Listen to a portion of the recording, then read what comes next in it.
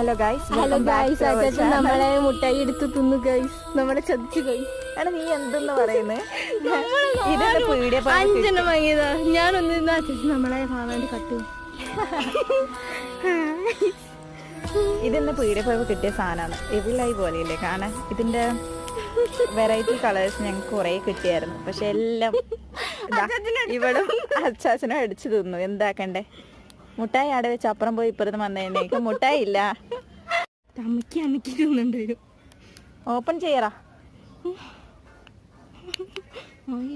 ഇതാണ്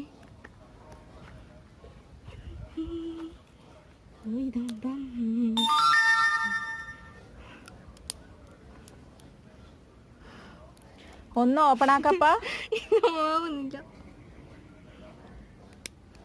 അല വീഡിയോ കിട്ടി.